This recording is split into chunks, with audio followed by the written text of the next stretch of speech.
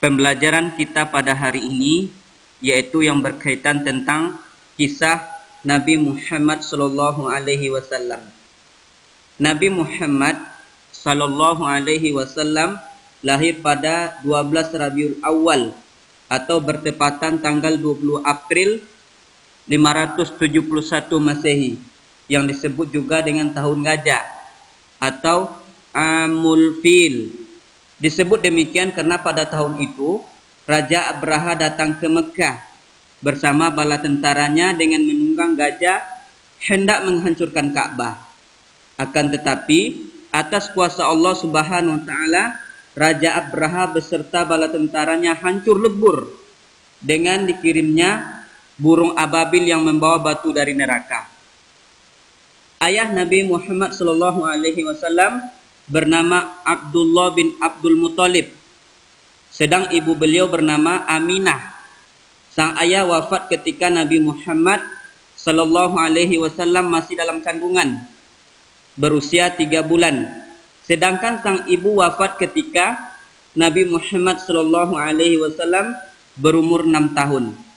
Selanjutnya, beliau diasuh oleh sang kakek yang bernama Abdul Muthalib, yang tidak lama kemudian meninggal ketika Nabi Muhammad sallallahu alaihi wasallam berumur 8 tahun. Setelah sang kakek yaitu Abdul Muthalib wafat, beliau diasuh pamannya yaitu Abu Thalib. Kasih sayang pamannya sangat besar karena Nabi Muhammad sallallahu alaihi wasallam memiliki sifat yang baik dan terpuji. Ketika Nabi Muhammad sallallahu alaihi wasallam berusia 14 tahun, sang paman mengajaknya berdagang ke daerah Syam. Peristiwa itu terkenal dalam sejarah Islam karena tanda-tanda kenabian mulai diketahui ada pada dalam diri Nabi Muhammad sallallahu alaihi wasallam. Tanda-tanda itu diketahui oleh seorang pendeta Nasrani yang bernama Buhairah. Pendeta tersebut berpesan kepada Abu Thalib untuk menjaga keponakannya sebaik-baik mungkin.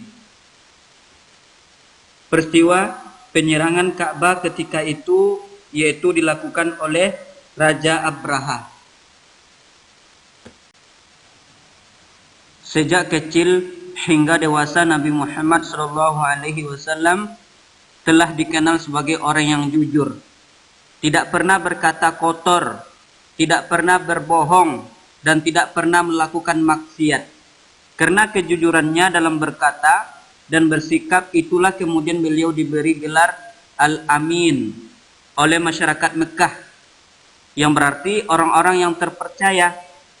Pada usia 40 tahun, Nabi Muhammad sallallahu alaihi wasallam sering melakukan diam diri atau bertahanus di Gua Hira yang juga dikenal dengan Jabal Nur. Kerusuhan dan pertentangan yang terjadi di Mekah membuat Nabi Muhammad sallallahu alaihi wasallam mencari ketenangan di sana.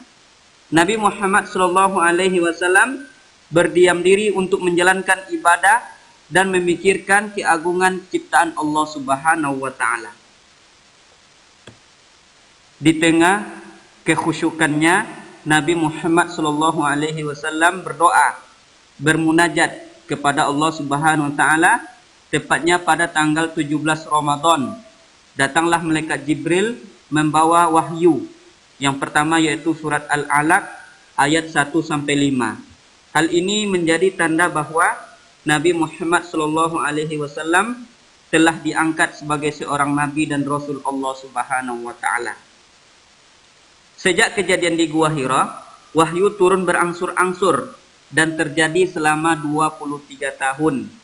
Wahyu tersebut kemudian dikumpulkan menjadi mushaf yang disebut dengan Al-Quran. Setiap ayat mengandung arti yang cukup jelas. Karena itulah Al-Quran dijadikan pedoman hidup umat Islam. Al-Quran menjadi pegangan seorang muslim untuk melaksanakan aturan hidup sesuai jalan Allah Subhanahu wa taala. Nabi Muhammad sallallahu alaihi wasallam wafat pada usia 63 tahun, yaitu pada tanggal 12 Rabiul Awal tahun 11 Hijriah atau tanggal 8 Juni 632 Masehi. Beliau dimakamkan di Madinah. Wahyu adalah petunjuk dari Allah Subhanahu wa taala yang diturunkan hanya kepada para nabi dan rasul. Keteladanan Nabi Muhammad sallallahu alaihi wasallam. Nabi Muhammad sallallahu alaihi wasallam teladan seluruh umat manusia. Di antara yang bisa diteladani dari Nabi Muhammad sallallahu alaihi wasallam adalah perilaku santun dan menghargai sesama. Dalam hidup sehari-hari, Nabi Muhammad sallallahu alaihi wasallam senantiasa berperilaku santun dan menghargai sesama.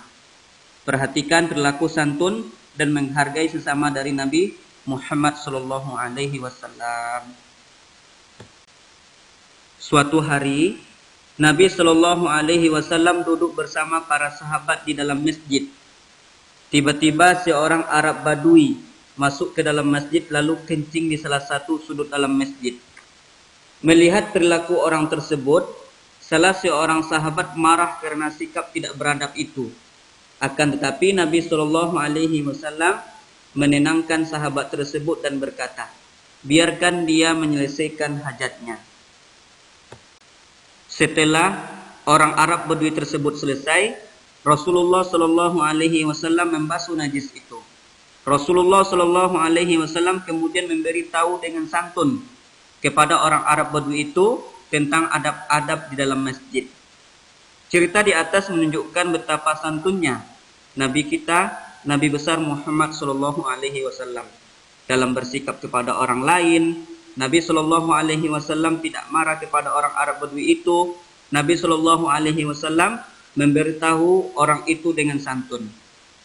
Sebagai kita seorang muslim, ayo mari bersama-sama meneladani perilaku santun dan menghargai sesama dari Nabi sallallahu alaihi wasallam.